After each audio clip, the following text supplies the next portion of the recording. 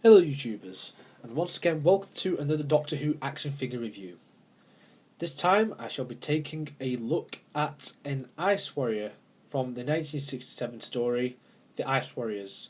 This figure was the first figure to be released in the second classic wave of Doctor Who action figures back in January 2010.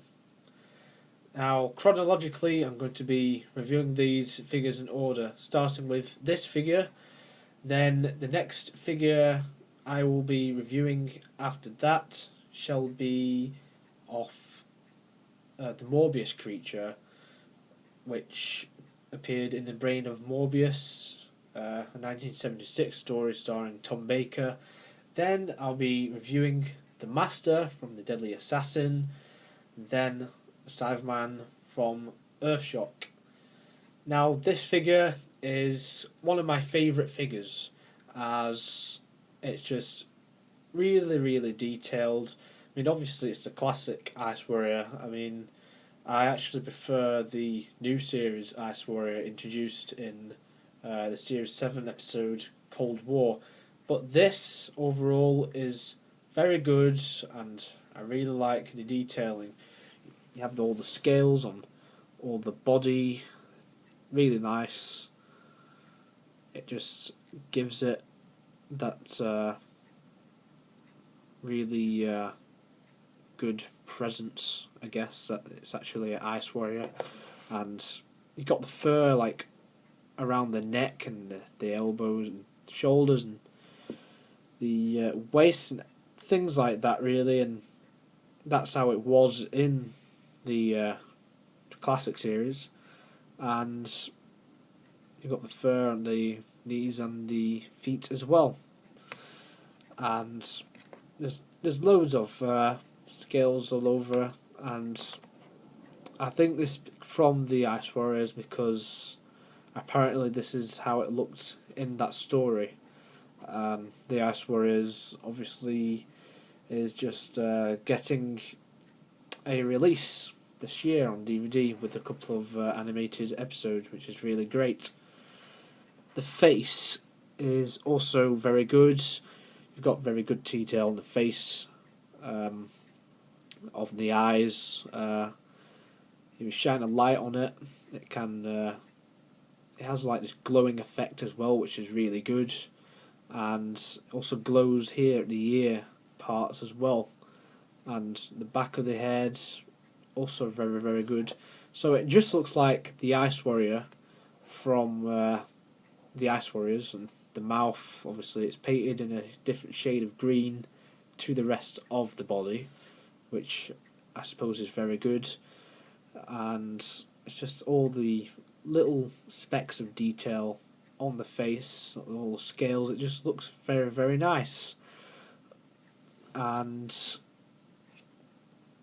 yeah, in figure form, this figure is a delight. Much better than the new series Ice Warrior, which is unfortunate really, because I would have loved to get that figure in 5-inch, but I'm not getting it because it's 3.75-inch, and I don't want to get it in 3.75-inch,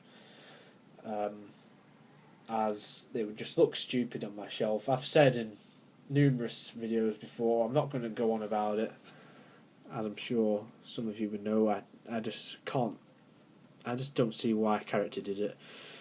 They also have the claw hands as well, which is how they looked in all of the stories they appeared in the classic series, which is good because that's how they appeared.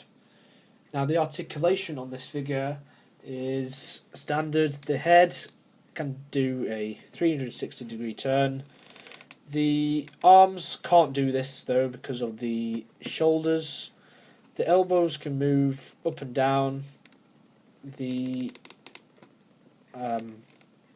claws can also do a 360-degree turn as well.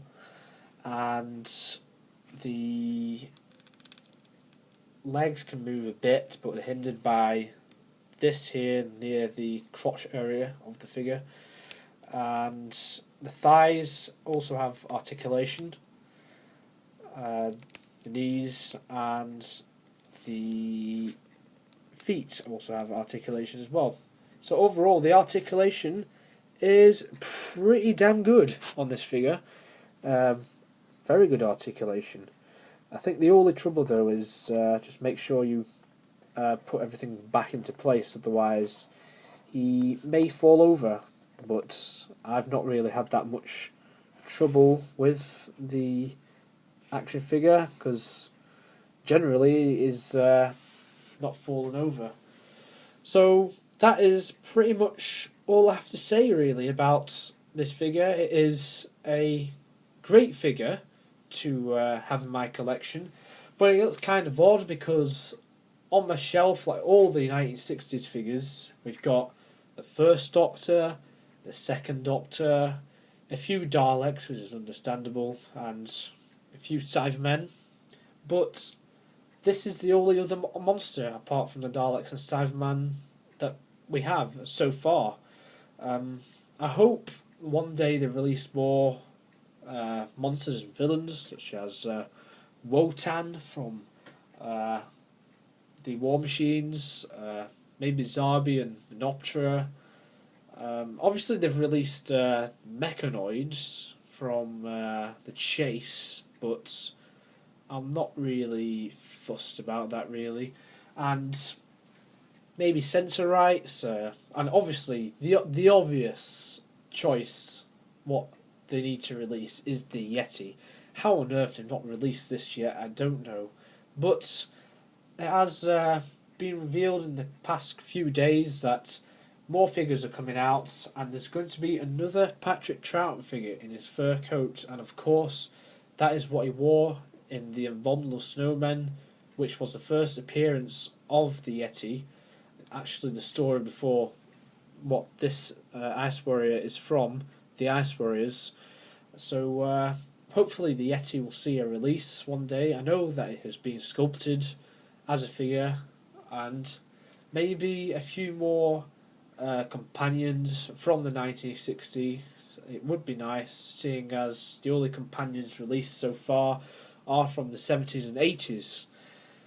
And just before I go, one notable thing, they've not included the gun thing on the arm, which they've used in the Ice Warriors and Seeds of Death and basically those stories.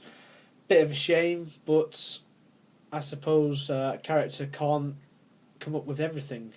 But if you have this figure and you're not happy about it, you can always customise it and just add this to the arm, like so.